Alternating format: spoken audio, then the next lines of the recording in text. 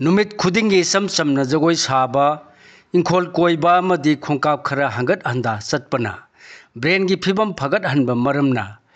Alzheimer's disease नारप याबगी रिंग चाद यांखैरोम हंथाले हाइब खंगले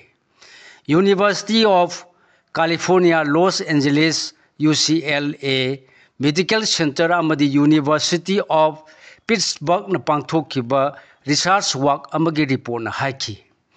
एरोबिक डांस नत्रगा मखल खुदिमकी हक्सांग लेंग ओटपगी थवोंग न ब्रेन की स्ट्रक्चर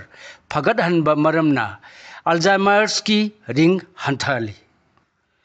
यूनाइटेड स्टेट की तोंगान तोंगान मफमद लैबा मियोय चानिपानगा हुमफुद्रागा तरुकता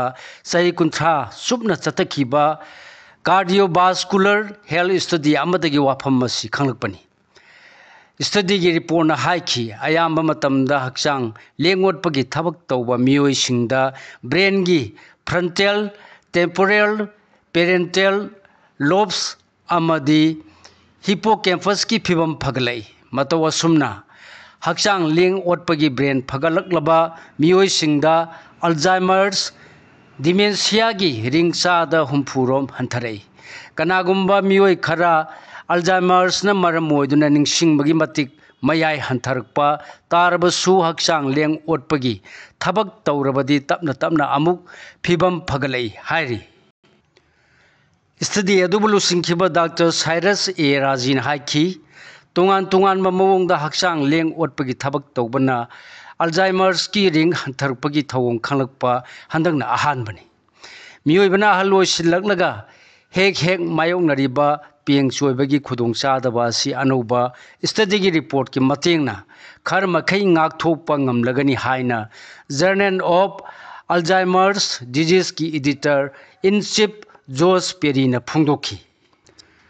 डॉक्टर वाजी न हाइखी अल्जाइमर्स लायंगनबा हिदाक अमसुंग फानबा पांबय अमत लेते मरम मदुना ngalingayda ngakthok हौनबा पांबय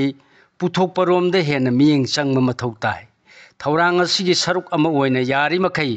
हक्सांग लेंग ओटपा थबक तौगदबनी हाइरी अमरोमदा university of Sydney study report अमना हाइख्रे मदुदी थबक्तगी पोथारबा मियोइसिंगी हक्सांग खंगसोन सोंथरई हाइना थाजनरिबा वाफम असि अरानबनी स्टडी अदुबु लुसिंखिबा डॉक्टर मेलोडी डिंग हाइखी थबक्तगी पोथारबा मियोइ खुदिमक तुम चाबगी मतम नाइबा ngami अमसुंग अयाम्बा मतमदा फमजिनदुना लेते नोमगी ngaihak हक्सांग लेंग ओटपा थबक तौनबगी तंजासु फंगी सही यामजरबसु थबक्तगी पोथारबा मियोइसिंगना पुसी महिंग सेमदोकनबगी खुदोंचाबा तंजा फंगले हाइना लौगदबनी हाना थबक तौरिङैदा ngaihaktang matam kaithokpa ngamlamde ayama matamda famlaga thabak surami journal of preventive medicine द फोंगलखिबा स्टडी की रिपोर्ट न हाइखी थबक्तगी पोथारबा मियोइसिंगी पुंसी महिंग सेमदोकनबगी मतंगदा हेल्थ प्रोफेशनल अमदी पॉलिसी मेकर सिंगना अखनब थौरांग खरा लाइना कयादगी ngakthokpaga लोइनना मियोइबगी पुंसी सांगदोहनबा ngamgani मिपुंग खुदिमक सही यामसिलकपगा इरोइनना क्रोनिक डिजीज कयामरु मायोनरकपा याबगी रिंग वांखलई मरुओइना थबक तौबा नुपीसिंगना थबक्तगी पोथारबा मतमदा खुदोंचादबा असि मायोनरई the future of retirement and healthy beginnings हाइन मिंथोनबा स्टडी की सरुक अमा ओइना मियोइ लिसिंग तरागा निपान की मवोंग मतौ कुपना यिंगसिलमी मदुदा नुपी चादा कुंथ्रागा हुमदोइना अहल ओइसिलकलगा हिंगदबा पुंसी महिंगी मतांगदा नुंगनांगबा पोई हाइबा खंगलखी नुपादगी नुपीना पुंसी हेना सांगबगी मवोंग अमा उबा फंगलबनिना अहल ओइसिलकलगा मसा इसोना हिंगदबा पुंसी महिंग अदुगी मतांगदा नुपी अयामना नुंगनांगबा पोकपनी वर्ल्ड हेल्थ ऑर्गेनाइजेशन WHO की रिपोर्ट मतुंगिना सांगचत नुपादगी नुपीना चही 5 हेना पुंसीगनी हाइरी अहल ओइसिलकपा हाइबसिमक्तबु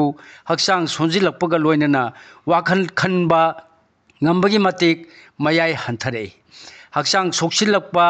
सोंजिलकपा मतमदा सेंथोकसु हंदरकदब मरमना मतमदुदा हिंगदब पुंसी महिंगी मतांगदा नुपी अयामना नुंगनांगबा पोकपनी हाइरी ISABCꯅ ꯆꯠꯊꯈꯤꯕ ꯁ꯭ꯇꯗꯤꯒꯤ ꯔꯤꯄꯣꯔꯠꯅ ꯍꯥꯏꯈꯤ ꯊꯕꯛ ꯇꯧꯕ ꯃꯤꯑꯣꯏ ꯑꯌꯥꯝꯕ ꯀꯥ ꯍꯦꯟꯅ ꯃꯊꯧ ꯆꯤꯟꯕꯗꯒꯤ ꯉꯥꯏꯍꯥꯛꯇꯪ ꯑꯣꯏꯔꯕꯁꯨ ꯃꯇꯝ ꯀꯥꯏꯊꯣꯛꯇꯨꯅ ꯍꯛꯆꯥꯡ ꯐꯅꯕ ꯊꯧꯔꯥꯡ ꯂꯧꯈꯠꯄ ꯉꯝꯗꯦ꯫